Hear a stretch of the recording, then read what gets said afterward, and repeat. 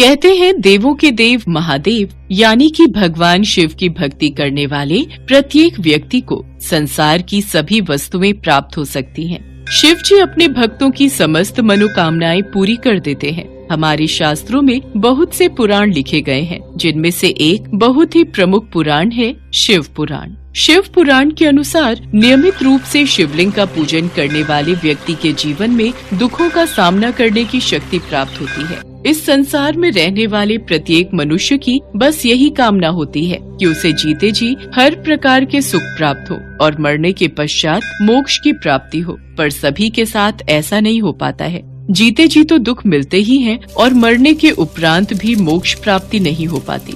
इसलिए शिव पुराण में भोग और मोक्ष दोनों की प्राप्ति के मार्ग बताए गए हैं, जिनका पालन करके कोई भी मनुष्य भोग और मोक्ष दोनों फलों की प्राप्ति कर सकता है। शिव महापुराण में ऐसे 10 मार्ग बताए गए हैं, जिन पर चलकर मनुष्य अपने जीवन को सुखमय और सरल बना सकता है। शिव पुराण में लिखित कथनों के अनुसार धन संग्रह करना। धन हमेशा सही रास्ते पर चलकर कमाना चाहिए और उसका संग्रह करना चाहिए। अपने धन को 3 भागों में बांटना चाहिए, जिसमें पहला भाग धन वृद्धि में यानी कि धन को जोड़ने में, धन का दूसरा भाग धार्मिक और परोपकारिक कार्यों में लगाना और धन का तीसरा भाग अपने जीवन यापन में खर्च करना। क्रोध का त्याग। क्रोध व्यक्ति का सबसे बड़ा दुश्मन है। अपने क्रोध और आवेश में अक्सर हम वो बातें बोल जाते हैं जिसका बाद में हमें पछतावा ही होता है। इसलिए क्रोध कभी नहीं करना चाहिए और न ही क्रोध उत्पन्न करने वाले वचन बोलने चाहिए। क्रोध से विवेक नष्ट हो जाता है और विवेक के नष्ट होने से जीवन में कई संकट खड़े हो जाते हैं। भोजन का उपवास। जिस प्रकार भोजन से शक्ति प्रदान होती है, उसी तरह व्रत से भी शक्ति का संचार होता है। इसलिए हफ्ते में 1 दिन तो व्रत रहना चाहिए। यदि न रह पाए तो शास्त्रों में शिवरात्रि का व्रत रखना विशेष माना गया है। इससे भगवान शिव की कृपा बनी रहती है। शिवरात्रि व्रत करने से व्यक्ति को भोग एवं मोक्ष दोनों ही प्राप्त होते हैं और महान पुण्य की प्राप्ति होती है। पुण्य कर्मों से भाग्य उदय होता है और व्यक्ति सुख पाता है। संध्या काल का समय। सूर्यास्त का समय यानी शाम का समय भगवान शिव का समय होता है। इस समय शिव अपने तीसरे नेत्र से तीनों लोक देख रहे होते हैं और वे अपने नंदी गणों के साथ भ्रमण कर रहे होते हैं। इसलिए इस समय व्यक्ति को सत्कर्म करने चाहिए। पूजा पाठ, सत्संग या दान पुण्य करना चाहिए। संध्या काल में यदि कोई व्यक्ति कटु वचन कहता है, कलह क्रोध करता है, तो वो व्यक्ति पाप का भागी बनता है। सत्य बोलना। सत्य हमेशा विजयी होता है। सत्य बोलने वाले का चित्त शांत रहता है, जबकि असत्य बोलने वाले का चित्त विचलित रहता है। असत्य बोलना या असत्य का साथ देना सबसे बड़ा अधर्म है। इसलिए सदैव सत्य बोलिए, क्योंकि सत्य बोलना मनुष्य के लिए सबसे बड़ा धर्म है। निष्काम कर्म। प्रत्येक व्यक्ति को अपने कर्म करने पर ध्यान देना चाहिए, न कि होने वाले परिणाम पर। यदि हम कार्य करने से पहले ही परिणाम के बारे में चिंता करने लगेंगे तो कार्य कभी भली प्रकार से संपन्न नहीं हो पाएगा। निष्काम भावना से किया गया अच्छा कर्म ही हमें सफलता के मार्ग पर ले जाता है। हमें अनावश्यक वस्तुओं का त्याग करना चाहिए, क्योंकि हमारी अनावश्यक इच्छाएं ही हमारे दुखों का सबसे बड़ा कारण है। मनुष्य की अनैतिक इच्छाएं क्रोध, काम, ईर्ष्या और अहंकार को जन्म देती हैं। अनैतिक इच्छा हमारे मन को विचलित करती है। जो व्यक्ति अनावश्यक इच्छाओं के जाल में फंस जाता है, वो अपना जीवन नष्ट कर लेता है। अतः अनावश्यक इच्छाओं को त्याग देने से ही महासुख की प्राप्ति होती है। मोह का त्याग। मोक्ष की प्राप्ति के लिए सांसारिक मोह माया का त्याग जरूरी है। इस दुनिया में प्रत्येक मनुष्य को किसी न किसी वस्तु, व्यक्ति या परिस्थिति से आसक्ति या मोह हो जाता है और यही मोह भय और पीड़ा को जन्म देता है। मोह मनुष्य में विवेक को जागृत नहीं होने देता, इसलिए मोह माया का त्याग जरूरी है। सकारात्मक कल्पना। शिव जी कहते हैं कि कल्पना ज्ञान से भी अधिक महत्व रखती है। जो व्यक्ति जैसा विचार और कल्पना करता है, वो वैसा ही हो जाता है। ध्यान करें, सकारात्मक सोच रखें और जब भी करें अच्छी कल्पना ही करें। पशु नहीं आदमी बनो। मनुष्य का जन्म लिया है तो मनुष्य बनो, न कि पशुओं जैसा व्यवहार करो। मनुष्य में जब तक राग, द्वेष, ईर्ष्या, वैमनस्य, अपमान तथा हिंसा जैसी वृत्तियां रहती हैं, तब तक वह इंसान नहीं बल्कि एक पशु के समान है। जो पशु है वो अपने पशु कर्म करता है, लेकिन मनुष्य को तो मानव कर्म और व्यवहार करना जरूरी है। यदि व्यक्ति शिव पुराण में लिखी इन बातों पर अमल करने लगे तो भगवान शिव का आशीर्वाद सदैव उस व्यक्ति के ऊपर बना रहता है और उस व्यक्ति का जीवन सफल हो जाता है और अंत में मनुष्य को मोक्ष की प्राप्ति होती है।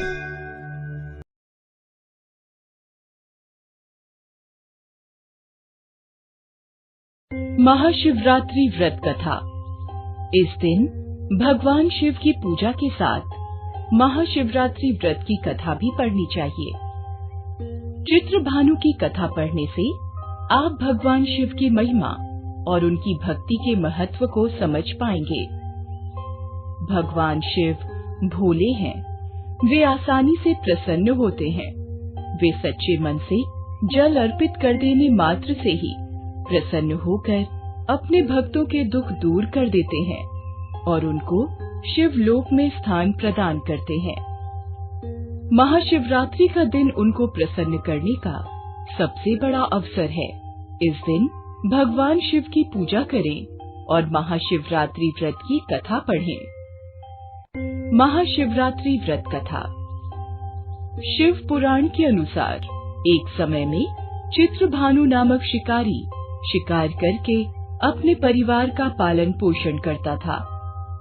उस पर साहूकार का कर्ज था। समय से कर्ज चुकता न करने के कारण साहूकार ने उसे बंदी बना लिया। उस दिन शिवरात्रि थी। दिन भर उसने भूखे प्यासे रहते हुए भगवान शिव का स्मरण किया और दिन गुजर गया। शाम को साहूकार ने उसे कर्ज चुकाने के लिए अलग से एक दिन का समय दिया और चित्रभानु को छोड़ दिया। तब चित्रभानु भूख प्यास से व्याकुल होकर जंगल में शिकार खोजने लगा। देखते देखते शाम और फिर रात हो गई। तब वह एक तालाब के पास बेल के पेड़ पर चढ़ गया और रात बीतने की प्रतीक्षा करने लगा। उस बेल के पेड़ के नीचे शिवलिंग था। चित्रभानु अनजाने में बेलपत्र तोड़कर नीचे गिरा रहा था, जो शिवलिंग पर गिर रहे थे। इस प्रकार संयोगवश वह दिन भर भूखा प्यासा रहा, जिससे उसका व्रत हो गया और शिवलिंग पर बेलपत्र गिरने से उसकी शिव आराधना भी हो गई। रात बीतने पर एक गर्भिणी हिरनी तालाब किनारे पानी पीने आई। तब वह धनुष बाण से उसका शिकार करने के लिए तैयार हो गया। उस हिरनी ने चित्रभानु को देख लिया। उसने शिकारी से कहा कि वह गर्भवती है, जल्द ही प्रसव करेगी, कि तुम एक साथ 2 जीव हत्या करोगे, जो ठीक नहीं है। हिरनी ने शिकारी को वचन दिया कि वह बच्चे को जन्म देकर आएगी, तब शिकार कर लेना। इस पर शिकारी ने उसे जाने दिया। इस दौरान प्रत्यंचा चढ़ाने तथा ढीली करते समय कुछ बेलपत्र शिवलिंग पर गिरे। इससे प्रथम प्रहर की शिव पूजा हो गई। कुछ समय बाद एक और हिरनी वहां से जा रही थी। तब शिकारी खुश होकर उसके शिकार के लिए तैयार हो गया। तब हिरनी ने उससे निवेदन किया कि हे शिकारी, मैं थोड़ी देर पहले ऋतु से निवृत्त हुई हूँ, कामातुर विरहिणी हूँ, अपने प्रिय की खोज में भटक रही हूँ। मैं अपने पति से मिलकर शीघ्र ही तुम्हारे पास आ जाऊंगी। तब शिकारी ने उसे जाने दिया। चित्रभानु शिकार न कर पाने से चिंतित था। रात्रि का आखिरी पहर बीत रहा था। इस बार भी कुछ बेलपत्र टूटकर शिवलिंग पर गिरे, जिससे दूसरे प्रहर की भी पूजा हो गई। तभी एक दूसरी हिरनी बच्चों के साथ वहां से जा रही थी। तब चित्रभानु ने उसका शिकार करने का निर्णय लिया। तब हिरनी ने उससे कहा, हे शिकारी, मैं इन बच्चों को इनके पिता के हवाले करके लौट आऊंगी। इस समय मुझे मत मारो। इस पर शिकारी ने कहा कि वह मूर्ख नहीं है, इससे पहले अपने 2 शिकार छोड़ चुका है। उसका परिवार भूख प्यास से तड़प रहा होगा। तब हिरनी ने कहा, मेरा विश्वास करो, मैं इन्हें इनके पिता के पास छोड़कर तुरंत लौटने की प्रतिज्ञा करती हूँ। ऐसे करते हुए सुबह हो गई और अनजाने में ही शिकारी की शिवरात्रि की पूजा हो गई। उपवास और रात्रि जागरण भी हो गया। इसी बीच एक हिरण वहां से जा रहा था। तब शिकारी ने इसका शिकार करने का निश्चय कर लिया। चित्रभानु को प्रत्यंचा चढ़ाए देखकर उस हिरण ने निवेदन किया कि यदि तुमने मेरे से पहले 3 हिरनी और उनके बच्चों का शिकार कर लिया हो तो उसे भी मार दो, ताकि उनके वियोग में दुखी न होना पड़े। अगर उनको जीवन दान दिया है तो कुछ समय के लिए उसे भी जीवन दान दे दो। उनसे मिलकर वह दोबारा यहाँ आ जाएगा। हिरण की बातें सुनकर शिकारी के मन में रात का पूरा घटनाक्रम सामने आ गया। उसने सारा घटनाक्रम हिरण को बताया। तब हिरण ने कहा कि वे तीनों हिरनी उसकी पत्नियां हैं। जिस प्रकार वे तीनों प्रतिज्ञाबद्ध होकर गई हैं, उसकी मृत्यु से वे अपने धर्म का पालन नहीं कर पाएंगी। जिस प्रकार तुमने उन पर विश्वास करके उन्हें जाने दिया, वैसे ही उसे भी जाने दो। वह अपने परिवार के साथ जल्द ही यहाँ उपस्थित हो जाएगा। चित्रभानु ने उसे भी जाने दिया। शिवरात्रि व्रत और पूजा होने से उसका मन निर्मल हो गया। उसके अंदर भक्ति की भावना जागृत हो गई। कुछ समय बाद वह हिरण अपने दिए वचन के कारण अपने परिवार के साथ शिकारी के सामने उपस्थित हो गया। उन जीवों की सत्यता, सात्विकता एवं प्रेम भावना को देखकर चित्रभानु को आत्मग्लानि हुई। उसने हिरण परिवार को जीवन दान दे दिया। अनजाने में ही सही, शिवरात्रि का व्रत करने से चित्रभानु को मोक्ष मिला।